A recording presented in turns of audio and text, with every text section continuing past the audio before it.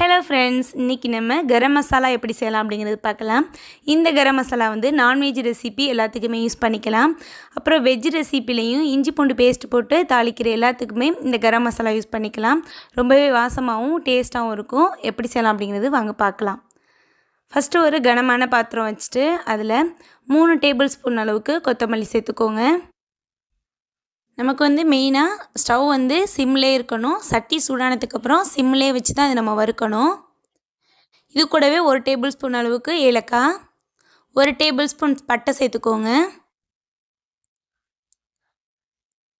அன்னாசிப்பூ 1 table spoon சேர்த்துக்கோங்க. கிராம்பு 1 table spoon, காஞ்ச மிளகாய் 5 சேர்த்துக்கலாம். நான் வந்து காஷ்மீரி மிளகாய் சேர்த்துருக்கேன். 1 ஸ்பூன் மிளகு சேர்த்துக்கோங்க. 1 ஸ்பூன் ஜீரகம், 1 ஸ்பூன் சோம்பு, லாஸ்ட்டாக 2 பிரிஞ்சி இலை சேர்த்துக்கோங்க. இது எல்லாமே வந்து டேபிள் ஸ்பூன் அளவில் தான் நான் சேர்த்துக்கிட்டேன். எல்லாத்தையுமே சிம்லே வச்சு வருங்க. நல்லா வாசம் வரும், அது வரைக்கும் வருங்க. அந்த பிரிஞ்சி இலை வந்து இப்படி கையில் நொறுக்கணுன்னா மொறு மொறுன்னு உடையும். அந்த அளவுக்கு வந்து இது எல்லாத்தையுமே சிம்லே வச்சு வறுத்து எடுத்துக்கோங்க.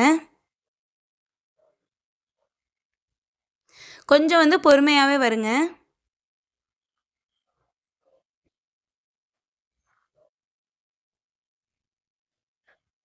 இதில் வந்து ஜாதிக்காய் இருந்துச்சுன்னா ஒன்று சேர்த்துக்கலாம், இல்லை அப்படின்னா அதை விட்டுருங்க. இப்போல்லாம் வறுத்ததுக்கப்புறம் ஒரு தட்டுக்கு மாற்றி ஆற வச்சுக்கலாம்.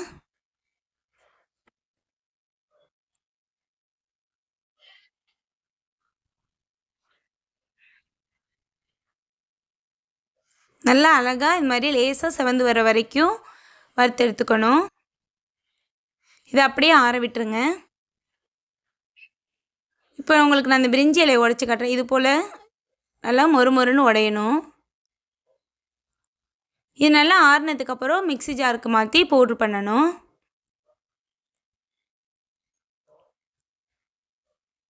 மிக்ஸி ஜார் வந்து மெயினாக ஈரம் இல்லாமல் நல்லா காஞ்சிருக்கணும். இப்போ இதில் எல்லாத்தையுமே மாற்றிக்கோங்க.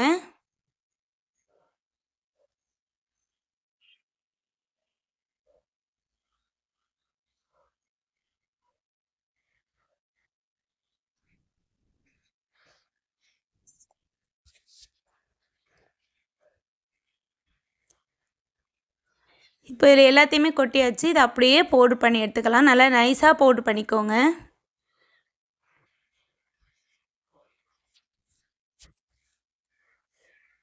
அவ்வளோதான், ரொம்பவே சூப்பராக ரெடி ஆகிடுச்சு. அவ்வளோ வாசமாக இருக்குது. நம்ம வந்து அது எல்லாமே ஃப்ரெஷ்ஷாக சேர்த்து அதை லேசாக வறுக்கிறதுனால நல்ல ஒரு வாசம் இருக்கும். இது நல்லா டைட்டான பாக்ஸில் போட்டு க்ளோஸ் பண்ணி வச்சுருங்க.